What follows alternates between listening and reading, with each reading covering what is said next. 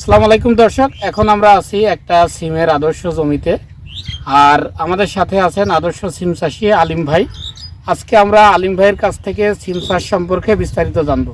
আলিম ভাই, আপনার পরিচয়টা দিয়ে একটু যদি আপনি শুরু করেন। আসসালামু আলাইকুম, আমার নাম মোহাম্মদ আব্দুল আলিম, গ্রাম আব্দুলপুর, ইউনিয়ন শ্রবণখাটি, উপজেলা যশোর। আমি একজন কৃষক। আমার সব রকম সবজি চাষ আছে, পাশাপাশি সিম চাষটা আছে। সিম চাষটা ধরে রাখেছি। এই চাষটা আছে আদর্শ বললেই চলে, আদর্শ বলে আমরাও মানি। তার কারণ আমরা যে সময় এই চাষটা করি ওই টাইমে আমরা বৈশাখ জ্যৈষ্ঠ মাসে ইরি ধান তুলে জমিটা চাষ করে জ্যৈষ্ঠ মাসে বৈশাখ মাসে শেষে দিয়ে আমরা এই জমিটা বেড করে সিম লাগাই। এই সিমটা ধরন আসে 45 থেকে 50 দিন, ফুলদালি চলে আসে। আবার ফল হাটে তুলতে 2 মাস টাইম লেগে যায়। এর ভিতর দিয়ে যদি আকাশটা একটু যে নরম হয় তা একটা ধরন আসে।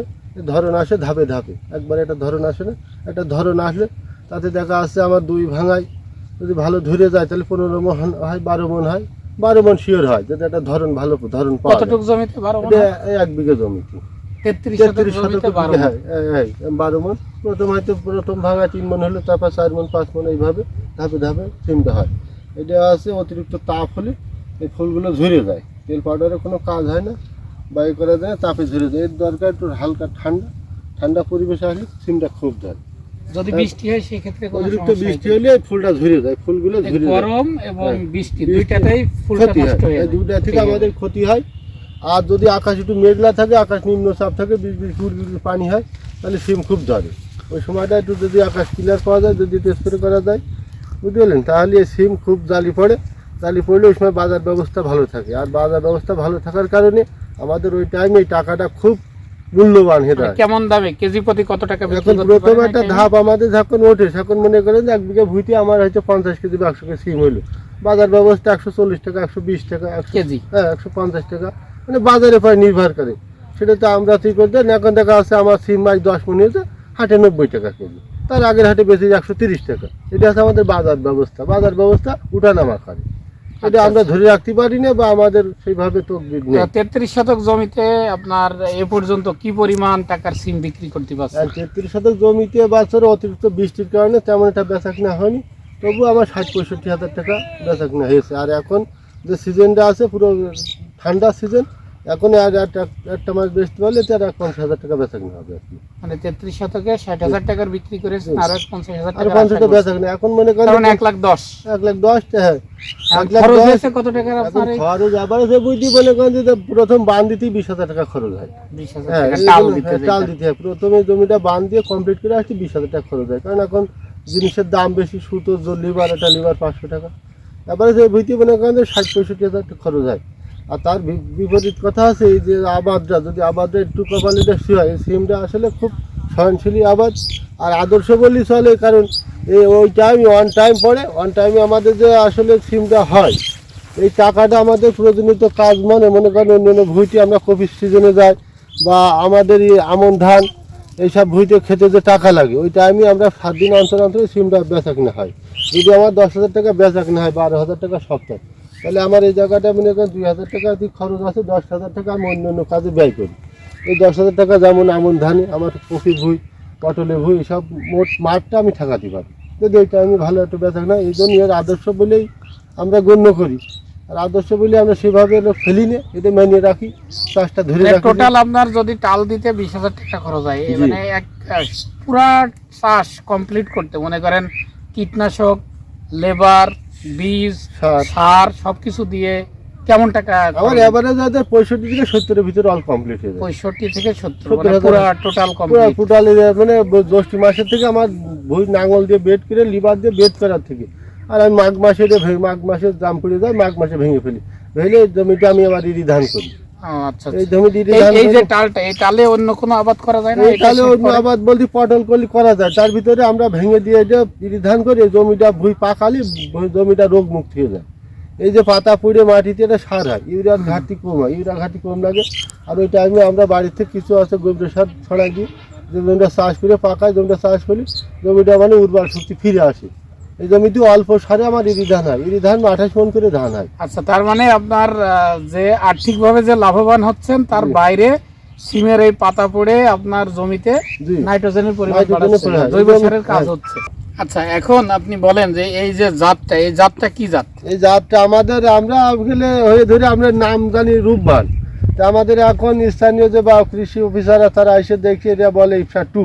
ইফসা টু। ইপসা টু, এই কালোটার নাম ইপসা টু আর সাদাটা ইপসা ওয়ান।